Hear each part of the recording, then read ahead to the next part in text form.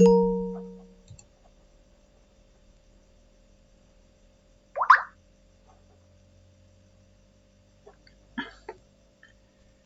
าสวัสดีเพื่อนๆทุกคนยินดีต้อนรับทุกคนสู่ช่องคริปโตมือละน้อยเนาะแอดมินชื่อทองล้านเนาะและนี่เป็นคลิปทำอิฐหรือ EP 0เลยเนาะที่จะมาแนะนำซองที่เปิดใหม่เนาะซื้อซองแม่นคริปโตมือละน้อยเนาะ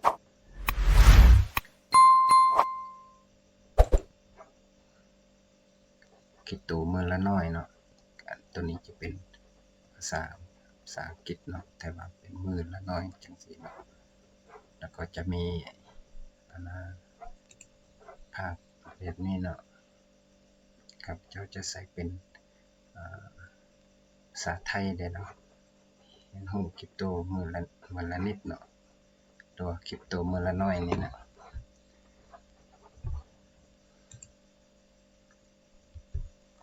แล้วอยู่เพจของข้าพเจ้าก็ใส่ชื่อคือกันเนาะจะเป็นชื่อเพจมันคริปโตมือละน้อยครับแล้วสำหรับอยู่เพจเนาะอยู่เพจมันตัวนี้เนาะชื่อเพจนะเพจของเจ้าของแอดมินนะคริปโตมือละน้อยแล้วสองYouTube เนาะที่ข้าพเจ้าจะเฮ็ดใหม่นี่ยังบ่ได้ลงคลิปหยังจักคลิปเทื่อตัวนี้จะเป็นคลิปแนะนำใหม่เนาะแนะนำซองใหม่มีผู้ติดตามแต่1คนนะติดตาม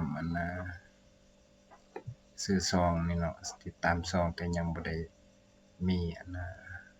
คลิปส่งไปเทื่อตัวนี้จะเป็นคลิป EP 0เลยเนาะจะเป็น EP 0เป็นหยังใส่ EP 0เพราะว่าจะเป็น EP สำหรับการแนะนำซองซื่อๆเนาะแล้วเริ่ม EP 1หั่นจะเป็นEP ในการแนะนำหรือว่าการหารายได้ตัวจริงจากคริปโตต่างๆเนาะมื้อละน้อยครับก็จะได้จัดเป็นแต่ละ EP ต่อไปเนาะจุดประสงค์ของซองหรือเพจเนาะเพจที่ข้าพเจ้าสร้างมาสร้างขึ้นเพื่อให้ผู้ที่สนใจโดยเฉพาะผู้เริ่มต้นเนาะผู้ที่เริ่มต้นหรือผู้ที่หาก็เรียนรู้ได้ยินเรื่อง Bitcoin และ Cryptocurrency ต่างๆครับได้เรียนรู้เรื่อง Bitcoin และเงินคริปโตต่างๆเนาะโดยการสะสมมือละน้อยเนาะสะสมเหรียญหั่นนะจะเป็นเหรียญ Bitcoin บ่เหรียญคริปโตอื่นเนาะเหรียญ Altcoin เขาเอิ้นเนาะภาษาอังกฤษบ่จำเป็นต้องมีทุนหลายก็เริ่มได้เนาะแต่ขอเตือนเนาะคำเตือนทุกเนื้อหาหรือคลิปที่ลงแม่นสร้างขึ้นเพื่อการศึกษาและแชร์ประสบการณ์ของแอดมินเท่านั้นเนาะบ่ได้เป็นการแนะนำทางการเงินการลงทุนหรือชักชวนให้ลงทุนในสินทรัพย์ใดๆเนาะผู้ลงทุนควรศึกษาข้อมูลและยอมรับความเสี่ยงด้วยตัวเองตัวนี้จะเป็นคำเตือนของซองหรือของเพจทั้งสองอย่างเลยเนาะทั้งสองทางนั้นการหาเงินในโลกปัจจุบันนี่เนาะมีหลากหลายรูปแบบเนาะแล้วแต่ความถนัดของแต่ละคนบ่ว่าจะเป็นการเทรด Forex เทรด Binary Option เนาะการเทรดในกระดานเทรดต่างๆเนาะอย่างกระดาน Binance เนาะหรือว่า Bitcup Bitgate จังซี่เนาะหลายๆคนที่เคยเข้าในโลกคริปโตนี่อาจจะรู้ในกระดาน เทรดต่างๆเนาะกระดานในการใช้ในการเก็บเหรียญของเรานะเราสามารถเทรดอยู่หั่นได้จะเป็นการเทรดสปอตเทรดฟิวเจอร์จังซี่นะเนาะ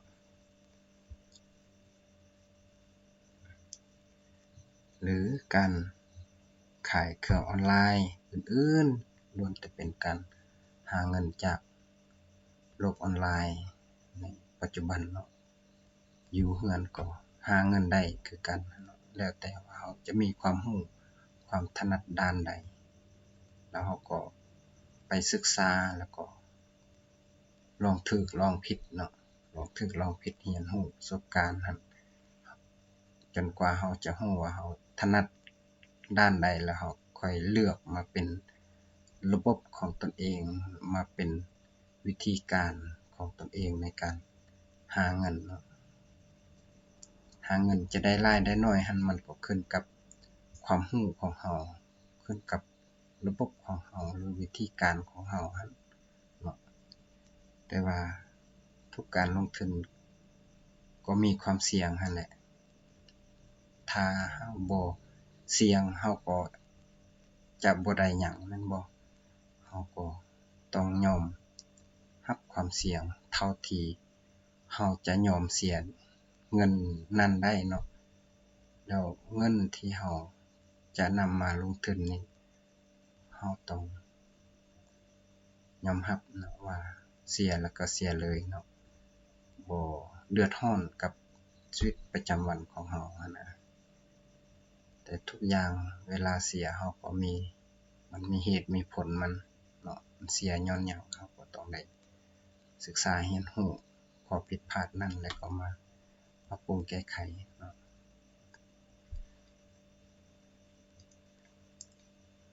และอีก2ทางหนึ่งในการหาเงินคริปโตหรือว่าการหาเงินออนไลน์นี่นะก็มีคือการเล่นเกมเนาะเล่นเกมคริปโตเนาะคือการเล่นเกมคริปโตนี่ก็เป็นช่องทางหนึ่งอีกเนาะที่หาเงินคริปโตได้เนาะหรือว่าเหรียญเป็น Bitcoin หรือ Ethereum สกุลอื่นๆได้คือกันเนาะและแอดมินเองก็เป็นคนหนึ่งเนาะที่สนใจเกมคริปโตนี่และเริ่มศึกษาเก็บสะสมมาได้ระยะหนึ่งแล้วเนาะถึงจะบ่ได้หลายแต่ก็รู้สึกว่าดีใจเนาะที่ตนเองได้เริ่มต้นเนาะถือว่าเพิ่นเว้าบ่มีหยังยากเท่ากับการเริ่มต้นการเริ่มต้นนี่ยากที่สุดเนาะแต่ว่าคันเราได้เริ่มแล้วมันจะมีแรงบันดาลใจเนาะหรือว่ามี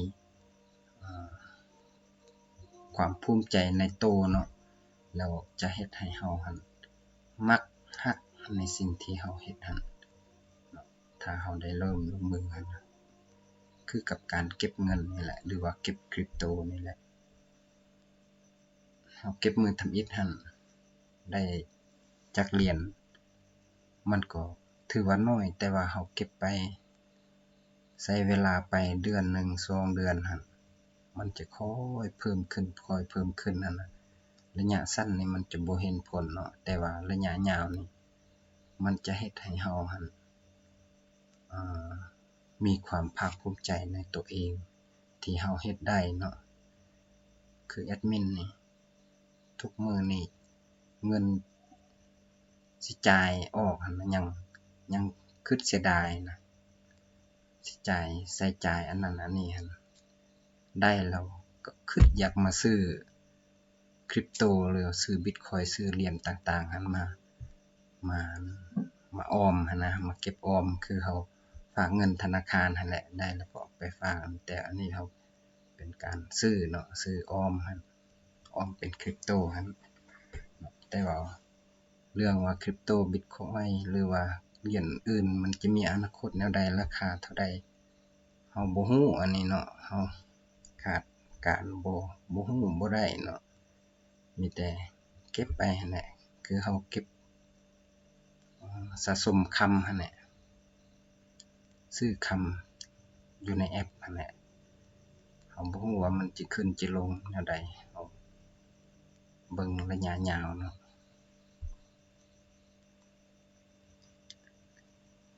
และเว็บไซต์ที่แอดมินลิ้นเนาะก็จะมีหลายร้อยเว็บเนาะที่อันมันเปิดอยู่ในโลกออนไลน์นี่นะแต่เฮาก็เลือกว่าเว็บใดที่มันมีอันค่าธรรมเนียมในการฝากถอนหั่นต่ำฝากไว้อิหยังต่างๆและมีเงื่อนไขแนวใดขั้นต่ำในการฝากการถอนหั่นต่ำเนาะเพราะว่าเฮามีทุนน้อยเด้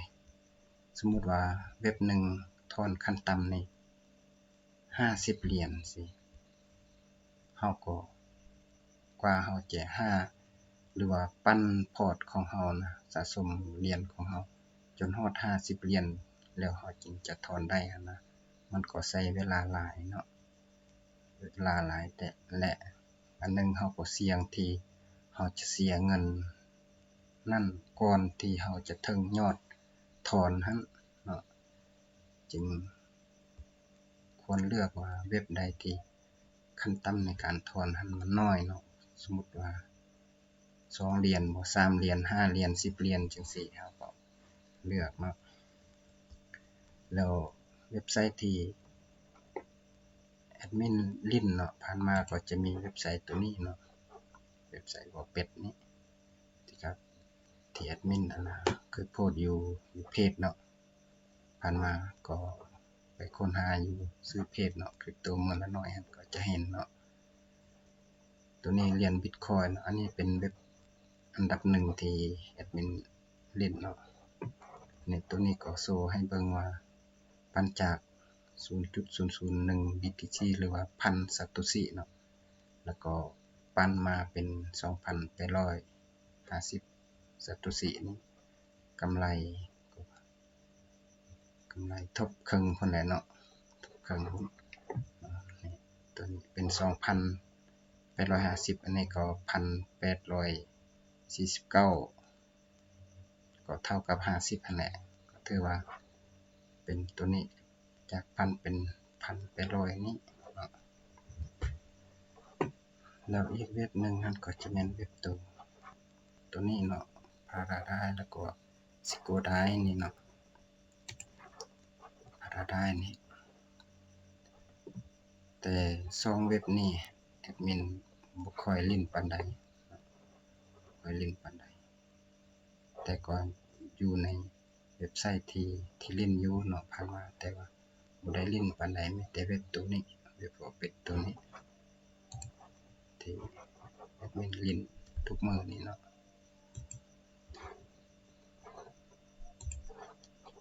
แล้วจะมีอีกเว็บตัวนี้เนาะเว็บ Sigodai นี่เนาะเป็นเว็บที่3แล้วนอกจากนี้ก็ยังมีเว็บอื่นๆแหน่อันนี้มาโชว์แต่3เว็บนี้ซื่อๆเนาะมีเว็บอื่นๆแหน่ที่แอดมินลิ้นมาเนาะถ้าผู้ใดสนใจเว็บตัวใดก็สามารถไปค้นหาอยู่ช่อง YouTube อื่นๆมีแนะนำหลายๆเนาะหรือว่าผู้ใดสนใจอยากมาเล่นนำแอดมินก็สามารถทักหาได้เนาะแล้วก็จิค่อยแจ้งกันแล้วก็แนะนำกันในการเล่นการฝากการถอนอิหยังต่างๆเนาะ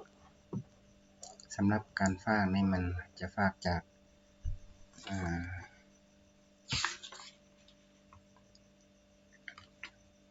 จะฝากจาก Binance เนาะจาก Binance มาคือเอาไปซื้อเหรียญอยู่ Binance เนาะผ่าน P2P ครับแล้วก็ฝากมานี่เนาะฝากมานี่มาเล่นเนาะเจ้าแล้วท่านเด้เนาะเริ่มรู้จัก Bitcoin และคริปโตต่างๆหั่นเริ่มเก็บสะสมมาดน ปานใดแล้วเนาะช่วยคอมเมนต์แลกเปลี่ยนประสบการณ์กันได้เด้อถ้ามักเนื้อหาคลิปแบบนี้ฝากช่วยกดไลค์กดแชร์กดติดตามเป็นกำลังใจในการสร้างคลิปเนาะต่อไปนั้นเนื้อหาและคลิปดีๆจะทยอยลงในทุกๆวันเนาะจะพบกันใหม่ EP หน้าเนาะก็